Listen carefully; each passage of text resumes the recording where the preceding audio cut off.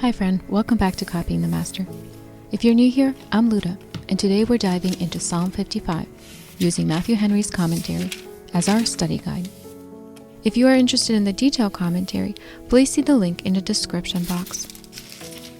I pray this study will be a blessing to you in your walk with the Lord. In this psalm, we will find ourselves once again walking alongside David in one of his darkest hours. It's a psalm filled with the voice of a man overwhelmed with grief, betrayed by a friend, and longing for escape. Yet amid his pain, David again does what every believer must do. He turns to God, pouring out his complaint, seeking refuge, and ultimately resting in the Lord's justice and care.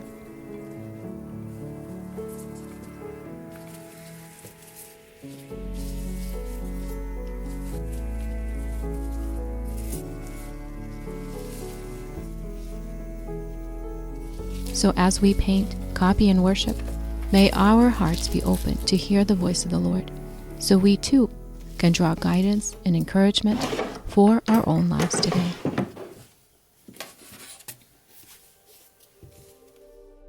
Psalm 55. Listen to my prayer, O God. Do not ignore my plea. Hear me and answer me. My thoughts trouble me, and I am distraught, because of what my enemy is saying, because of the threats of the wicked. For they bring down suffering on me and assail me in their anger. My heart is in anguish within me. The terrors of death have fallen on me. Fear and trembling have beset me. Horror has overwhelmed me. I said, oh, that I had the wings of a dove. I would fly away and be at rest. I would flee far away and stay in the desert. I would hurry to my place of shelter, far from the tempest and storm. Lord, confuse the wicked, confound their words, for I see violence and strife in the city. Day and night they prowl about on its walls. Malice and abuse are within it. Destructive forces are at work in the city. Threats and lies never leave its streets. If an enemy were insulting me, I could endure it. If a foe were rising against me, I could hide. But it is you, a man like myself, my companion, my close friend, with whom I once enjoyed sweet fellowship at the house of God, as we walked about among the worshippers. Let death take my enemies by surprise. Let them go down alive to the realm of the dead, for evil finds lodging among them. As for me, I call to God, and the Lord saves me.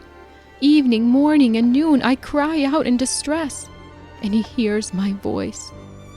He rescues me unharmed from the battle waged against me, even though many oppose me. God, who is enthroned from of old, who does not change, He will hear them and humble them, because they have no fear of God. My companion attacks his friends. He violates his covenant. His talk is smooth as butter, yet war is in his heart. His words are more soothing than oil, yet they are drawn swords.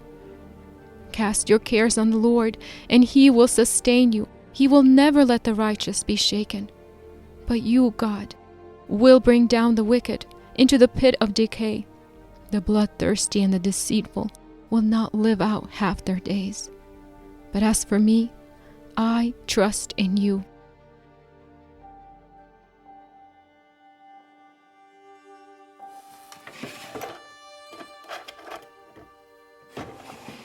Matthew Henry writes that many scholars believe that David wrote the psalm during his son Absalom's rebellion, when his enemy was none other than Ahithophel, his close counselor. This complex story can be read in 2 Samuel.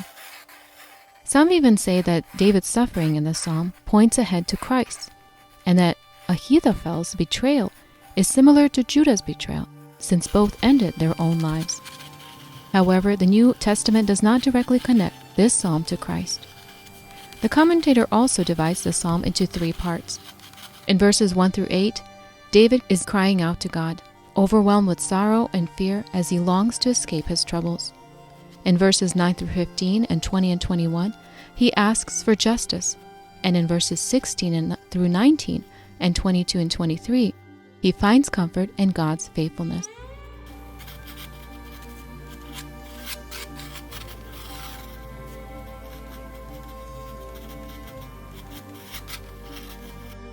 David begins with urgency, pleading for God's attention.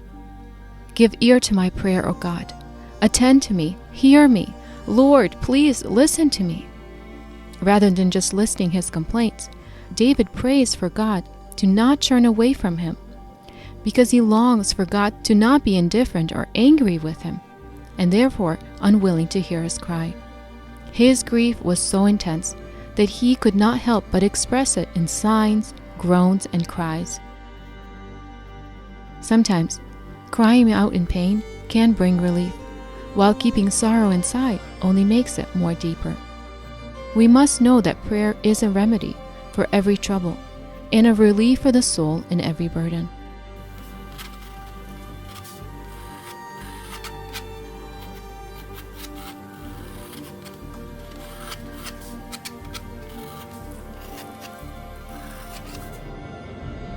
But what was the cause of his distress? It was the voice of the enemy, as stated in verse 3. These threats and insults from Absalom's supporters tormented David. If the psalm was indeed written during Absalom's rebellion, then David's distress would have also been intensified by the deep awareness of his past sin. The memory of his transgression with Uriah weighed heavily upon his heart. The people were against him and actually forced him out of his palace and city. This betrayal hurt David even more, because he remembered a time when he was loved by the people. His very name, David, meant beloved. But now, his life had changed. Others falsely accused him of being a cruel ruler, even though there was no true basis for such charges. And just like anyone else, his response was a desire to flee, to fly away. Oh, that I had wings like a dove, he writes.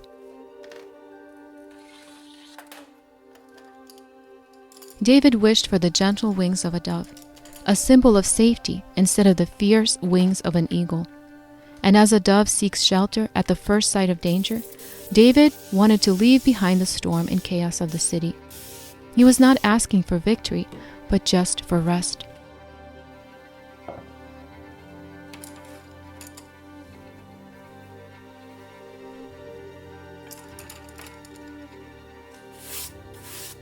In our own lives, many of us long for the peace that comes after chaos, and people who seek God often look for a quiet place to find comfort in His presence. For if there is any true peace on earth, it is found in these quiet moments.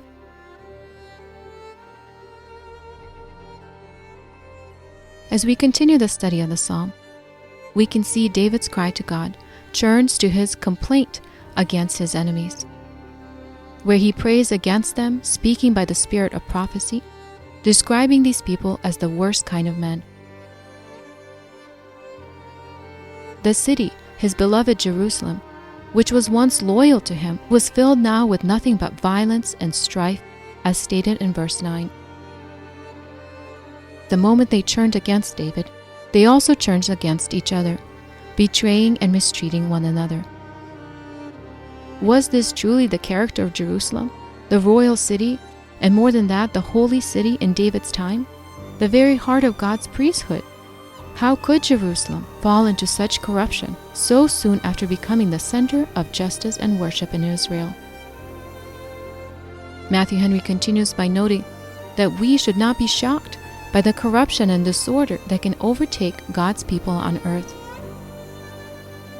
Instead, we should long for the New Jerusalem, a city where truly there will be no violence or conflict, nor wickedness or deceit, a place where nothing unclean can enter, and nothing will ever disturb its peace.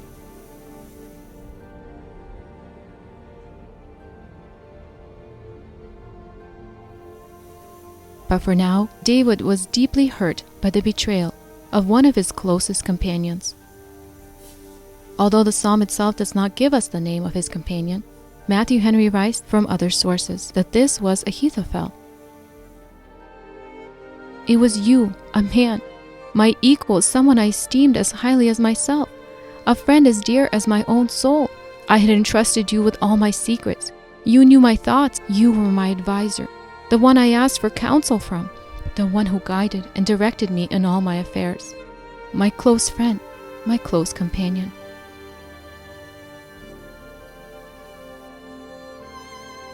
And now you are the man who betrays me. What great and deep pain these words bring to life, especially to an honest and sincere heart like David's. Yet Matthew Henry writes that this was not the worst of it. This traitor had appeared to be a man of faith. Otherwise, he would have not been David's close friend, as stated in verse 14. There has always been, and always will be, a mixture of true and false believers within the visible church. For a time, they may appear indistinguishable to us, but the searcher of hearts knows the difference. Therefore, we should not be surprised when we are deeply disappointed by those who have claimed to be both faithful friends and sincere believers. We can, like David, who was deceived in this way, face these similar betrayals and bear them with great patience. The psalm continues with David asking God to scatter those who were against him, frustrating their plans by causing division and discord among them, just like God did for the builders of Babel. Lord, confuse the wicked, confound their words. Verse 9. Let death take my enemies by surprise. Let them go down alive to the realm of the dead, for evil finds lodging among them. Matthew Henry writes, the souls of the unrepentant sinners do go down alive into hell, fully aware of their misery, and they continue to exist only to endure the suffering.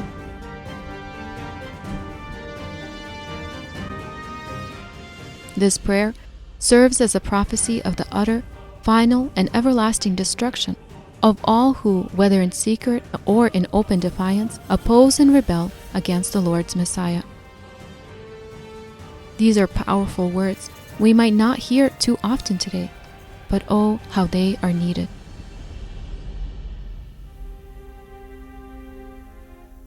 For we, like David, can turn to God, turning to Him in repentance, faith, and in full confidence. For He said in verse 16, "The Lord shall save me." David remained steadfast in his commitment to calling on God. He was fully confident that his prayer would not be for nothing. Let them take whatever measure they wish to secure themselves. Let violence and strife be their defense. But as for me, prayer shall be mine. This is where I have found comfort, and this is what I will hold fast to. I will call upon God and entrust myself to Him, and the Lord will save me. For whoever calls on the name of the Lord shall be saved. Romans 10:13.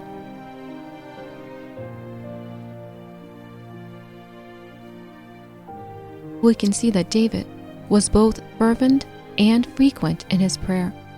His fervent prayers meant he was going to cry and pray to God out loud. I will speak with my own heart, and the prayer shall come from within. True prayer lifts the heart to God, thinking first and then praying over those thoughts. While frequent prayer meant praying evening, morning, and at noon. If 3 meals a day are deemed necessary to sustain the body, how much more should we value 3 dedicated times of prayer for the soul, not as a burden, but as a joy? For we can remember that this was the practice of Daniel, who prayed 3 times a day, from Daniel 6:10, and Peter, who prayed at noon, Acts 10:9. This should encourage us greatly to pray frequently and not grow weary. For God never grows weary of hearing us. He shall hear my voice, and He will not rebuke me for coming too often. Instead, the more often I come, the more welcomed I am.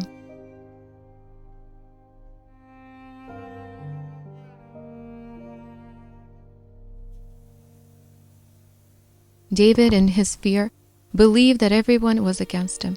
Now, however, he realizes that he had more support than he initially thought. His faith now silences those anxieties, and he begins to rejoice and hope in verse 18. Even if the victory was not yet won, God gave him peace, the peace of his soul. Now, isn't that amazing? Through patience, we, like David, can have peace despite the turmoil around us. Living out Philippians 4:7 that says, "And the peace of God, which transcends all understanding, will guard your hearts and your minds in Christ Jesus." His circumstances were better than he had imagined, and he gave all the glory to God for this. God was still with him along with his angels, and by faith David now sees himself surrounded by a heavenly army, much like Elijah, and because of this David triumphs, proclaiming, "There are many with me, more with me than against me."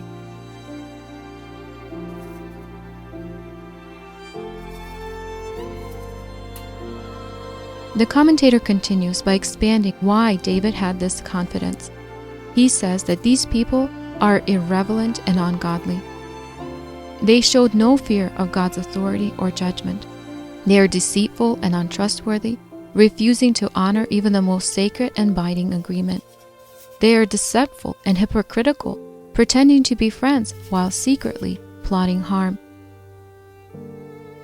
Satan is the same kind of enemy. He lures people in with flattery only to lead them to destruction. So when he speaks kindly, do not trust him, the commentator writes. Therefore, their downfall is coming. God shall hear and afflict them, meaning he will listen to the cries of his faithful ones and will send terror upon their oppressors. The commentator also notes that God at first may afflict them, as in verse 19, to humble and change them, but since they refuse to change or refuse to turn back to God through their suffering, God will ultimately cast them down into destruction. Again, very powerful words. Matthew Henry concludes his study of the psalm with the last verses by saying that once again we, like David, should understand and draw encouragement in our decision to trust God, strengthen in our faith when things all around us are not as they should be. I will trust in you, your providence, your power and mercy, not in my own wisdom, strength, or worthiness. I cast my burden upon you, O Lord. Care is indeed a heavy burden. It weighs the heart down, as it says in Proverbs 12:25. But God invites us to cast whatever weights us down upon him through faith and prayer. Entrusting our paths and efforts to him and surrendering to his will, resting in the assurance that all these things will work out for our good. If we do these things, we show that we are resting in his promises, that he will sustain us and he will never allow the righteous to be shaken. Just as a mother tenderly cares for her child, holding him close when he is weak, so God upholds and provides for us. Though he may not always remove the trouble that weighs down on our heart, he ensures that we are never burdened beyond what his grace enables us to bear. He strengthens us, supplying all that we need to endure. For no trial or hardship can separate us from his care, or our devotion to him, or should steal the joy we have in his presence. For even when we stumble, we will not fall beyond his reach, for he holds us fast. What incredible words we can hold on to in our life today.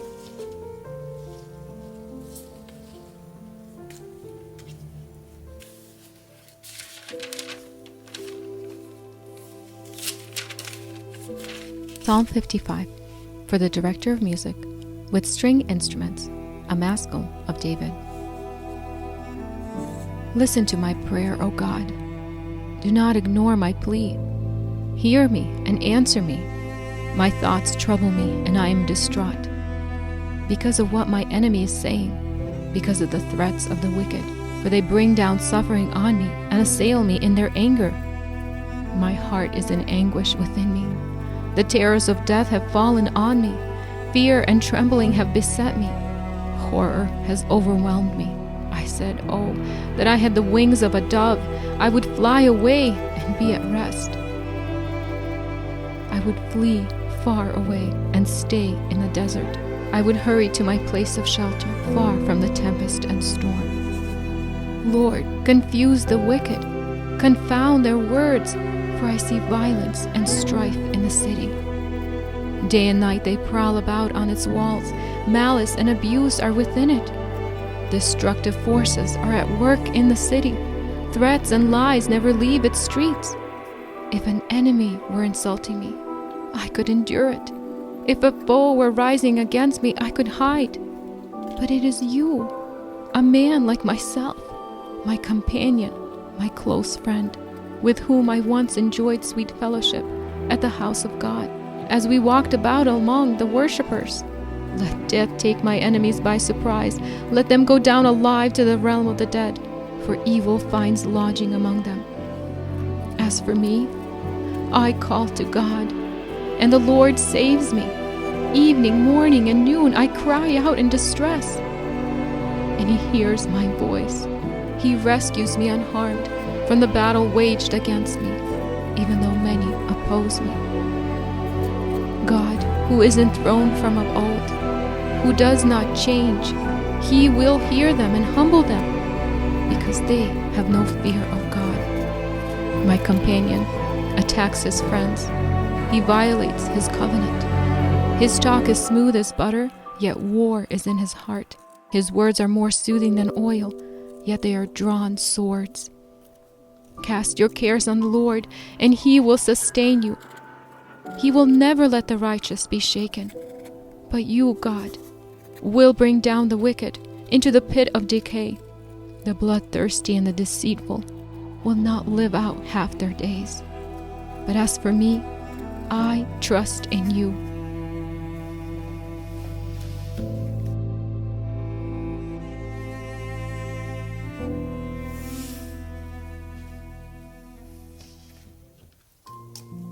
As we close our time in Psalm 55, reflecting on Matthew Henry's rich insights, we are reminded that no trial is beyond the reach of God's sustaining grace.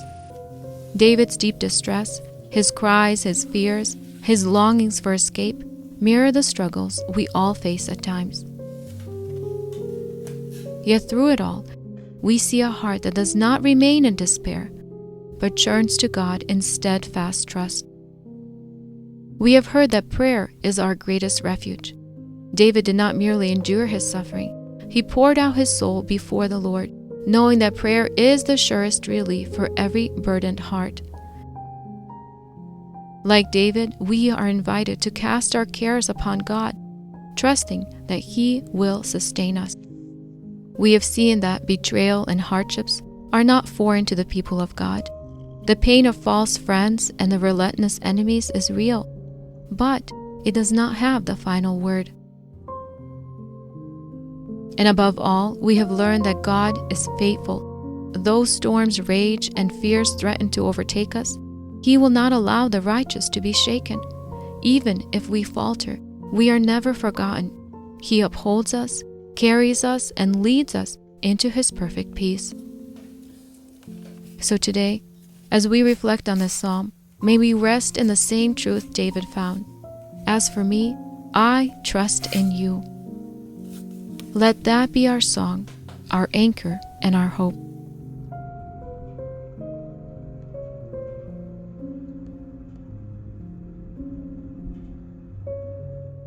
And here concludes the adapted version of Matthew Henry's commentary on Psalm 55.